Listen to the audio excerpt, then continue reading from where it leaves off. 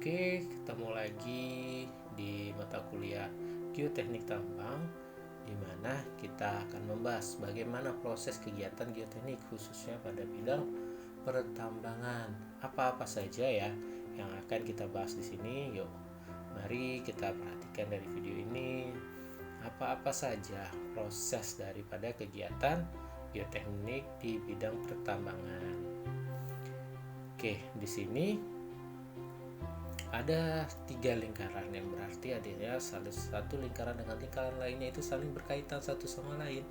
Jadi seseorang yang bekerja di bidang geoteknik tambang ini dari segi teori, testing, lalu pengalaman ini berkaitan satu sama lain.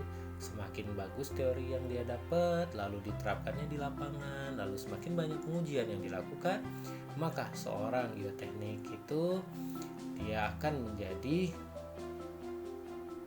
ilmu yang lebih baik lagi karena terikat satu sama lain. Jadi ketika seseorang yang pengujian dari rock mekanik atau mekanik batuan banyak, lalu dituding dengan teori yang bagus, yang baik, lalu dengan pengalaman yang banyak, maka komplitlah seorang itu kalau menjadi seorang yang berkompeten di bidang geoteknik. Lalu di sini ada 6 tingkatan ya, dari pengembangan, lalu dari kegiatan dari suatu pertambangan ketika dia membuat desain slope atau desain lerengnya. Apa saja itu? Pertama dari segi level satunya ini dibagi dari konseptualnya, studi kelayakan, desain dan konstruksinya, operasi dan penutupan tambangnya. Jadi ini level 1, level 2, level 3 sampai ke level 6. Satu level ini dengan level lainnya saling berhubungan.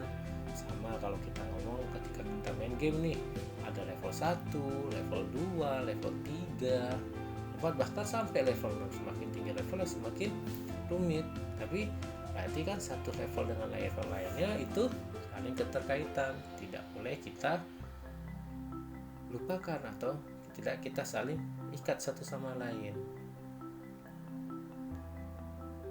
Oke. Di sini dari John Reed dan Peter Stacy tahun 2009 ini membagi beberapa kegiatan proses dari kegiatan geologi teknik atau geoteknik. Apa saja itu? Dimulai dari segi geologinya, dari segi struktur rock mass atau massa batuan, lalu hidrologinya. Artinya apa? Semuanya ini keterkaitan, memiliki keterkaitan satu sama lain. Jadi data-data geologi, data-data struktur ini harus dianalisa nih untuk menjadikan suatu model geotekniknya. Lalu kita masuk domain atau lingkupan geoteknik ini apa-apa saja yang kita bakal analisa dari data-data tersebut. Lalu dari data-data itu kita nanti dapat apa? Failure mode. Dia bentuk longsorannya apa? Bidang, busur, baji. Nah itu dari apa? Kita bisa lihat dari kekuatannya kah? Pengaruh kekuatannya kah? Atau dari struktur yang bekerja? Nah di sini nih kita harus bisa menganalisa penyebab utama itu dari apa. Nah oke. Lalu kita buatlah desainnya. Lalu kita membuat bench, interrem, dan overall. Nah, di sini jangan lupa ada regulasi dari pemerintah yang harus kita taati. Satu negara dengan negara lainnya memiliki keterbedaan, hingga kita harus benar-benar memahami di mana sih Indonesia ini, apakah ada peraturannya? Ada, namanya Kepmen 1827. Nah, regulasi inilah yang menjadi patokan kita dari seorang miners, yaitu untuk mendesain lerengnya baik atau aman. Lalu kita lihat lagi dari segi apa? Alat dengan kemampuannya. Kita mungkin mau desain lereng sampai tinggi 30 meter, tapi alat kita tidak nyampe segitu. Mau pakai apa kita? Kan nggak mungkin sesuatu yang dipaksakan. Jadi kita harus lihat juga. Nanti sudah dapat desainnya, lalu kita dapat desain overall scope. Nah, di sini nih tahap main planning atau perencanaan tambang. Perencanaan tambang ini teman-teman harus benar-benar pahami benar berapa desain yang direkomendasikan yang termasuk aman untuk ditambang. Misal atau dimensinya itu tingginya yang aman 15 meter. Tidak mungkin kan seorang perencanaan ini nanti tingginya dibuat sampai 20 meter. Nah, walaupun dia mengejar untuk produksi yang besar, tapi harus mempertimbangkan stabilitas daripada lereng tersebut. Lalu di sini nih yang saya bahas tadi, stability analysis. Nanti ini bisa lereng yang terpisah, satuan atau overall atau keseluruhan. Nah, di sini nih stabilisis lagi. Seperti data yang awal tadi, di tahap analisa itu ada struktur, strength atau kekuatan dari pembatuannya sendiri, air tanah, lalu tegangan in situ di sekitar batuan. Nah, inilah komponen yang dianalisa untuk mencari kestabilan daripada lereng tersebut. Lalu didapatkanlah final design. Nah, di sini nih yang harus kita benar-benar cermati. Apa itu? Yaitu risk assessment. Nah, apa itu risk assessment? Jadi sekarang semua kegiatan tidak hanya di tambang atau di semua bidang sipil, konstruksi dan semuanya itu sudah berdasarkan berbasis risiko. Jadi kita harus melihat ke depan.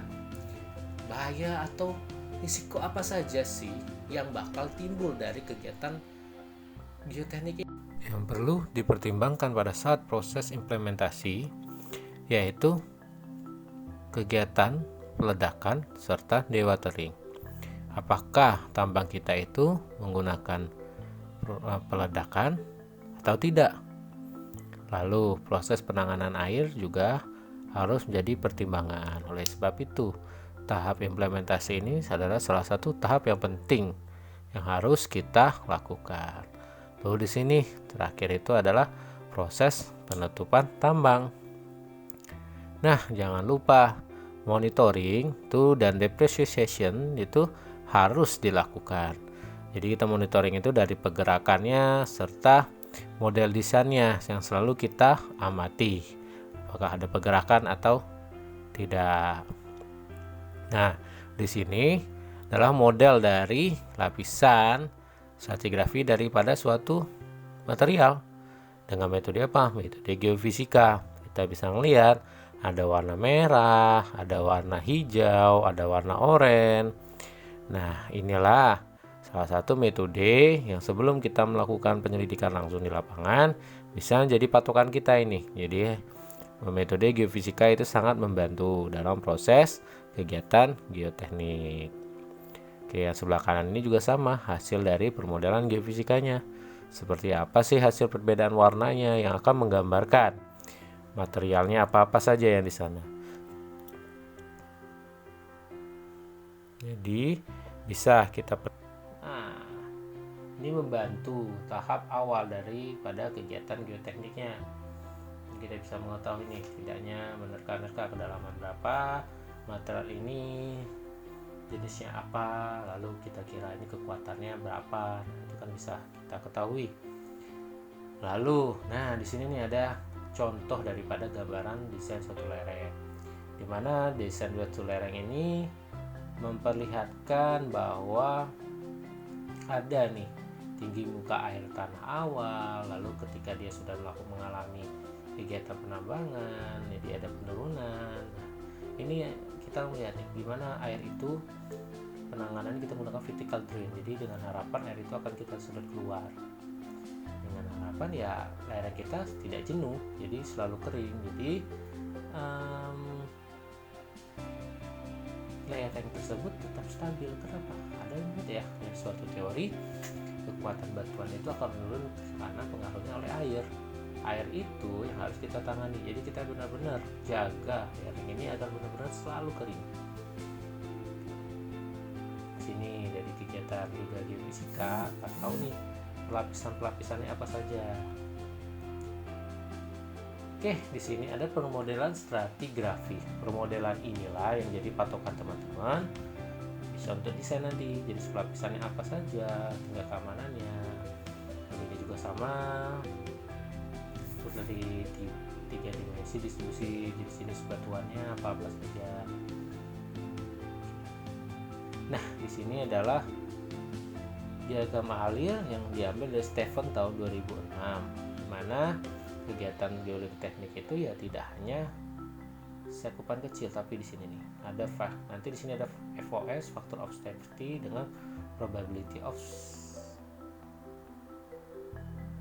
failure. Jadi teman-teman harus benar-benar menuruti bagaimana diagram alir ini berjalan. Nah, tahap-tahapan apa saja sampai di final desain nanti nih dan implementasi. Ini harus benar-benar kita pahami nih. Jadi memang tidak bisa satu tahapan itu kita lupakan, karena mulai saat ini kegiatan tambang kita benar-benar harus kita perhatikan nih risk assessment-nya. Jadi kita usahakan zero accident, jadi tidak ada sama sekali kecelakaan tambang.